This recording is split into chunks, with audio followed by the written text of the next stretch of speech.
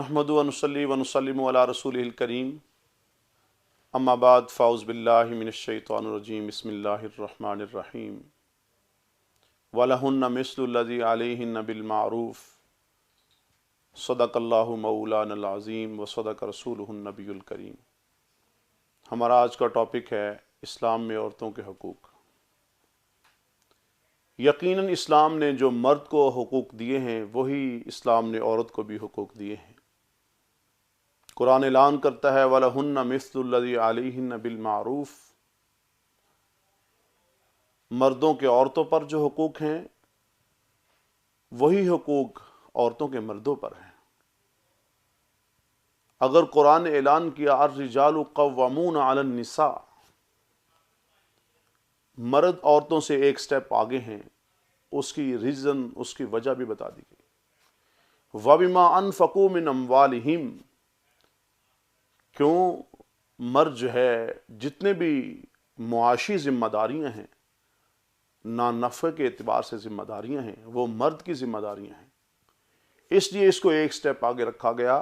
لیکن جب بات حقوق کی آتی ہے تو قرآن کا واضح اعلان ہوتا ہے وَلَهُنَّ مِثْلُ الَّذِي عَلَيْهِنَّ بِالْمَعْرُوفِ، اسلام ہمیں حکم دیتا ہے وَعَاشِرُوهُنَّ بِالْمَعْرُوفِ، عورتوں کے ساتھ بھلائی کے ساتھ پیش آؤ، حسن سلوک کے ساتھ پیش آؤ۔ ہن لباس لکم وانتم لباس لہن، مرد عورت کا لباس، عورت مرد کا لباس۔ حضور صلی اللہ علیہ وسلم کی جو تعلیمات ہیں وہ ہمیں اسی بات کا درس دیتی۔ حضور صلی اللہ علیہ وسلم نے عورت کے ساتھ حسن سلوک کرنے والے کو ایمان کی کاملیت عطا فرمائی۔ فرمایا ایمان میں کاملیت پہ پہنچنے والا وہ شخص ہے جو عورتوں کے ساتھ، اپنی بیویوں کے ساتھ، اپنی بہنوں کے ساتھ، اپنی ماں کے ساتھ، اپنی بیٹیوں کے ساتھ جو حسن سلوک سے پیش آتا ہے۔ خیرکم خیرکم لأہلہ وانا خیرکم لأہلی، تم میں سب سے بہترین وہ ہیں جو اپنی عورتوں کے ساتھ اچھے ہیں، اور میں اپنی عورتوں کے ساتھ سب سے اچھا ہوں۔ حضور نبی کریم صلی اللہ علیہ وسلم کے دور سے پہلے، دین اسلام سے پہلے، اگر آپ عورت کو دیکھتے ہیں، 4 حیثیتوں سے عورت پہچانی جاتی ہے: ماں ہونے کی حیثیت سے، بیٹی ہونے کی حیثیت سے، بہن ہونے کی حیثیت سے، اور بیوی ہونے کی حیثیت سے۔ یہ عورت آپ کی ماں ہوگی، یہ عورت آپ کی بیٹی ہوگی، یہ آپ کی بیوی ہوگی، یہ آپ کی بہن ہوگی۔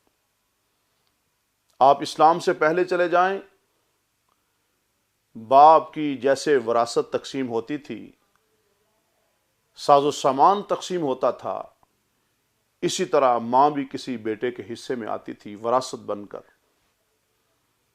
بیٹا جیسے دیگر سامان کو اپنی وراثت سمجھتا تھا، دوسری اشیاء کو اپنی وراثت سمجھتا تھا، اسی طرح ماں کو بھی اپنی وراثت سمجھتا تھا۔ آپ بیٹی کو دیکھ لیجئے، حضور نبی کریم صلی اللہ علیہ وسلم کی بارگاہ میں آنے والا شخص جس نے کہا 7 بیٹیوں کو پہلے زندہ درگور کر چکا تھا، ابھی 8ویں بیٹی کو زندہ درگور کر کے آپ کے پاس آ رہا ہوں۔ بیوی کے ساتھ اسلام سے پہلے کیا سلوک کیا جاتا تھا؟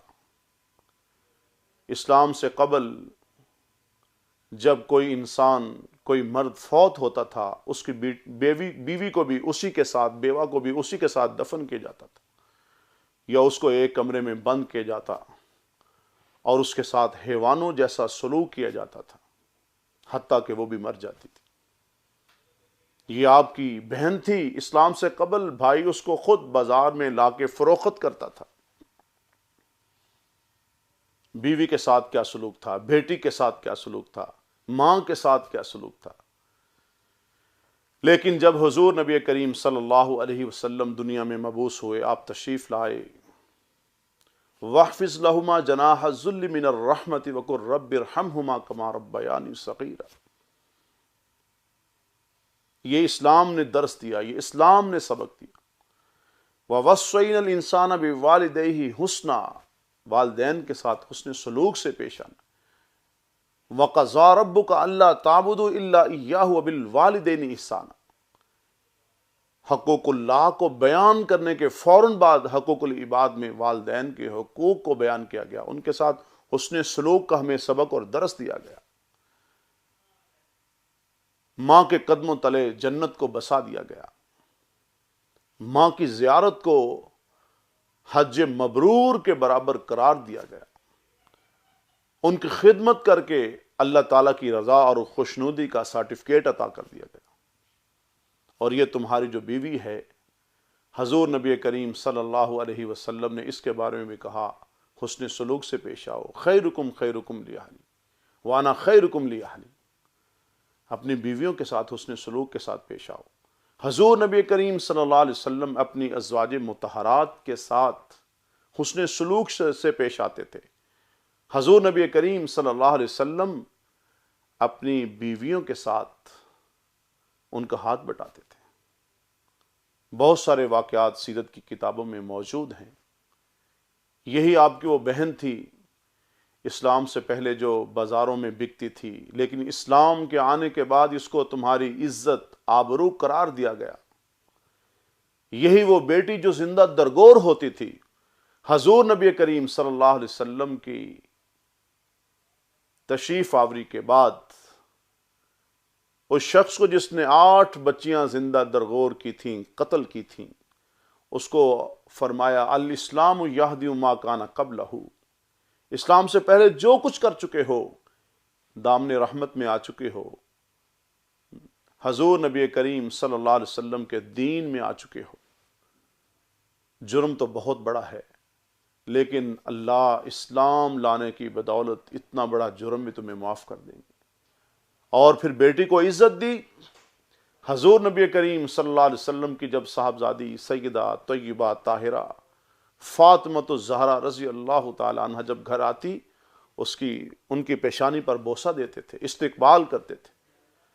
حضرت رقیہ کے ساتھ، ام کلثوم کے ساتھ، حضرت زینب کے ساتھ رضی اللہ عنہ، تمام بیٹیوں کے ساتھ محبت سے پیش آتے۔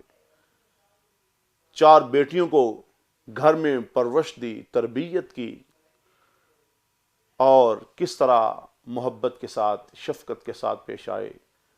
ارشاد فرمایا جس کی 3 صاحبزادیاں ہوں، اچھی پرورش کرے، اچھی تربیت کرے، اچھی جگہ پہ ان کا نکاح کا بندوبست کرے۔ حضور نے فرمایا ان کا باپ جو ہے وہ جنتی ہے۔ ایک صحابی نے عرض کیا یا رسول اللہ صلی اللہ علیہ وسلم جس کی 2 صاحبزادیاں ہوں، حضور نے فرمایا وہ بھی جنتی ہے۔ ایک صحابی نے عرض کیا یا رسول اللہ جس کی 1 صاحبزادی ہو، حضور صلی اللہ علیہ وسلم نے ارشاد فرمایا وہ بھی جنتی۔ عورت کو مقام کس نے دیا؟ کسی بھی سمت سے آئے، کسی بھی جہت سے آئے، ماں کے روپ میں آئے تو مقام کس نے دیا، بیوی کے روپ میں آئے تو مقام کس نے دیا، بیٹی کے روپ میں آئے مقام کس نے دیا، بہن کی حیثیت سے آئے تو مقام کس نے دیا۔ اس لیے اسلام نے عورت کو بڑا حق دیا ہے۔ اسلام نے ہی تو عورت کو آ کے عظمت بخشی ہے، اسلام نے ہی تو عورت کو آ کے بلندیاں دی ہیں، ورنہ اسلام سے پہلے وہ کیا تھی۔ اس لیے آج الزام اسلام پہ نہیں ہونا چاہیے۔ آپ قرآن پاک کا مطالعہ کریں، آپ سورہ آل عمران پڑھیں، آپ سورۃ النساء پڑھیں،